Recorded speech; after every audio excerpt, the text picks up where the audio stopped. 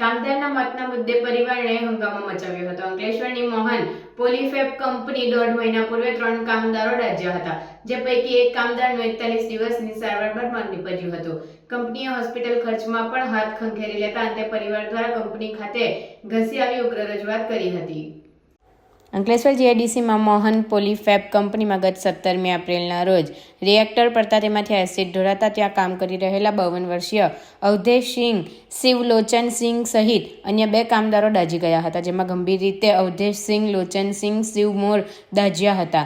જે તે સમયે પરિવારજનો સ્થળ પર દોડી આવી ઘટનાના અડધા કલાક બાદ તેમને પ્રથમ અંકલેશ્વરની પદ્મસિંધા હોસ્પિટલ અને ત્યારબાદ સુરતની કિરણ હોસ્પિટલે ખસેડવામાં આવ્યા હતા, જે બાદ વધુ સારવાર અર્થે મુંબઈ ખાતે ખસેડવામાં આવ્યા હતા, જ્યાં 37 દિવસની સારવાર બાદ તેમનું મોત નીપજ્યું હતું। 3 હોસ્પિટલમાં 41 દિવસની સારવાર બાદ પણ 52 વર્ષીય અવધેશસિંહ શિવલોચનસિંહ જીવંત રહી શક્યા ન હતા। ઘટના અંગે સુરત હોસ્પિટલ દ્વારા જીઆઈડીસી પોલીસ મથકે જાણ કરતા જે તે વખતે સમાધાન થયું હોવાની પરિવાર દ્વારા નિવેદન આપતા પોલીસે નોંધ કરી કાર્યવાહી પૂર્ણ કરી હતી। જોકે અંતે ગત 27મી મેના રોજ મુંબઈ ખાતે તેમનું અવસાન થતાં હોસ્પિટલ દ્વારા આ અંગે જીઆઈડીસી પોલીસ મથકે જાણ કરતા પોલીસે પુનઃ કાર્યવાહી શરૂ કરી હતી।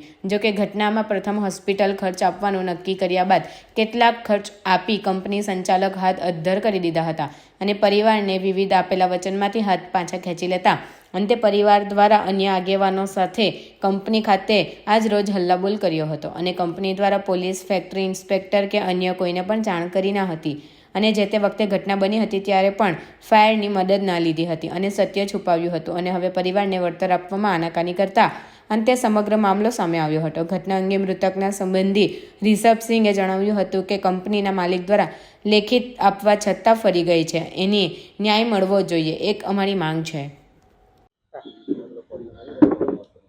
17 એપ્રિલ 2025 ની આ ઘટના છે જીઆઈડીસી અંકલેશ્વરની મોહન પોલીફેબ કંપની છે અંકલેશ્વરમાં।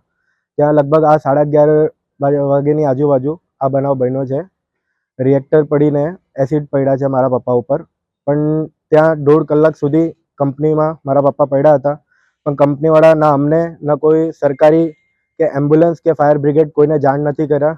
1.5 કલાક પછી અમે ત્યાં પહોંચ્યા તો અમે બધું કરીને એને બહાર કાઢ્યા। કંપનીના કોઈ માણસ ત્યાં હતા નહીં। અમે એને અમારી ગાડીમાં લઈને પદ્મસિદ્ધા હોસ્પિટલ ટ્રીટમેન્ટ માટે લઈ ગયા, જ્યાં 1.5 દિવસ પછી અમે સુરત ખસેડવામાં આવ્યો। સુરત 6 દિવસ લઈને પછી સુરતમાં એ કીધું કે જાનહાનિનો ખતરો છે, તમે એને મુંબઈ લઈ જાઓ। ત્યાં અમને કંપનીના માલિકે એવું કીધું કે તમે ટેન્શન નહીં લો, જે પણ ખર્ચા થાય, જે પણ તમારા પરિવારનું વળતર થાય એ હું જોઈશ, તમે એકદમ ટેન્શન નહીં લો।